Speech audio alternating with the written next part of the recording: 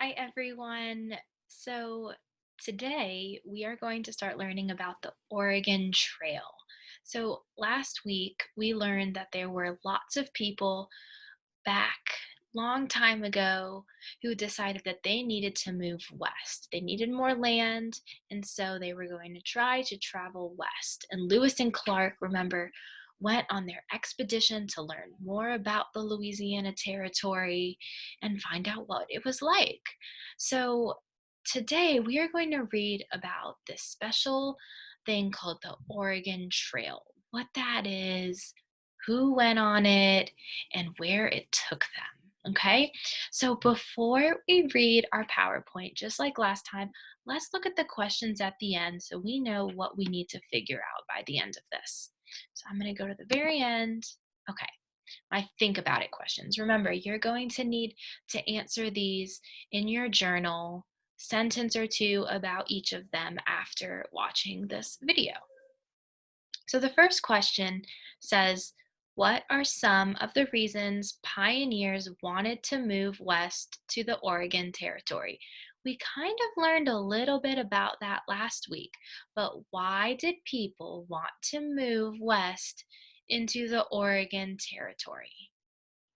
The second question, how did the pioneers travel? What did they bring with them? So this question has two parts. How did they travel? How did they get there? And what did they bring? The third question, how long did it take pioneer families to make their journey? So this whole Oregon Trail, how long did it take to get to the end? And then the last question, what were some of the hardships that the pioneers faced as they traveled the Oregon Trail? The word hardship just means difficult things. So what difficult things did the pioneers have to go through as they were traveling? It wasn't easy. So what were some things that made the Oregon Trail difficult? Okay, so let's think about those things as we read through. Let me go to the first slide. Okay, the Oregon Trail. After the Lewis and Clark expedition, the United States became more expensive. Many people decided to move westward to look for new opportunities and land of their own to raise crops and livestock. Livestock is like animals, cattle. Many people left their friends and families to travel west on the Oregon Trail. Pioneers used the Oregon Trail to travel from Missouri to Oregon Territory. They could only travel on the trails by horseback or on foot. In 1824, fur traders discovered a trail that led through the Rocky Mountains. Families could finally travel the trail by covered wagon through the mountains. So, in this first slide, we learn that people are deciding to move into the Oregon Territory because land was too expensive. They could not afford to pay to live where they were already. So, they decided to move west where the land wasn't as expensive. They also wanted to look to make their own land, to be able to grow their own crops, their own plants and vegetables and fruits, and wanted to be able to take care of their own livestock, right? Like we talked about cows, different cattle, bulls. So they decided to move west.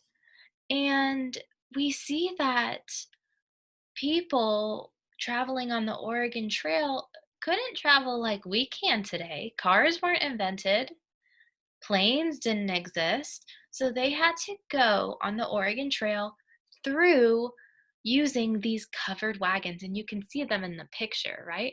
They're made of wood on the bottom, they have those big wheels, and it's covered with a white piece of fabric.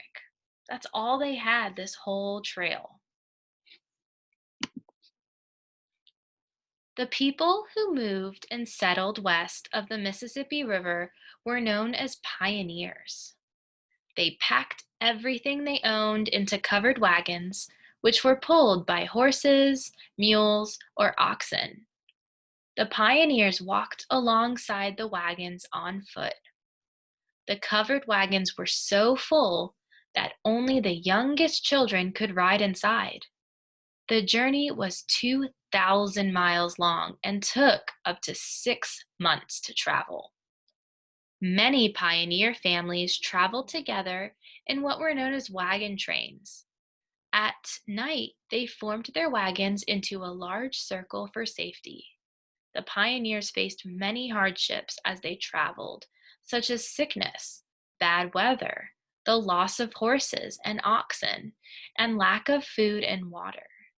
These hardships forced some to turn back. Many died on the journey. Eventually, millions of people would travel the Oregon Trail. The ruts made by their wagon wheels can still be seen today.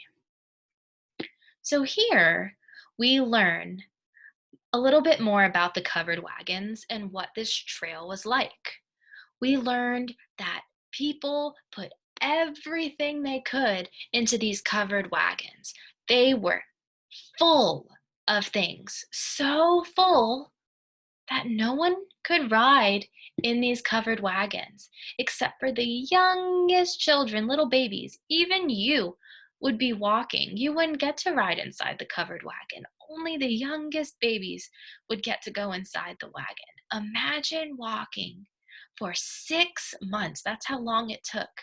Walking 6 months out in the rain, when people were sick, when there wasn't much food and water, someone your age, it would be really tough to do that. And because it was so difficult, because of sickness, and because of bad storms, because sometimes their animals died, they didn't have a lot of food or water, some people died. They didn't all make it. It was a very difficult journey going on the Oregon Trail. And in this picture, we see the covered wagons. Remember how they all went together in a group because it was safer.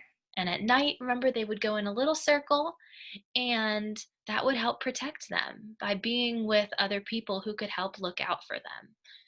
So there you see the picture of what their campsite would look like back then. Remember, it was called a wagon train because they all went in a line, kind of like the cars in a train. And here we see pictures of log cabins. So let's see what that's about.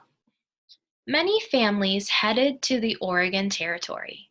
They planned to settle there and make new homes. When settlers reached Oregon, they found abundant land, meaning more than enough land that was good for farming. In the East, it had become too expensive for many families to own land. There was free land in the Oregon Territory. The government gave each adult male 640 acres. The settlers built log cabins to live in and began their new lives. Most farmed the land raising crops and livestock. So, this slide talks about what it was like once they finally reached the Oregon Territory. After that long journey, this is what it was like when they got there. They lived in log cabins, right? Because they were made out of wood, logs. Um, they farmed the land. They made crops. They had their animals, and they could make a good life for themselves. There was more than enough land than they could need.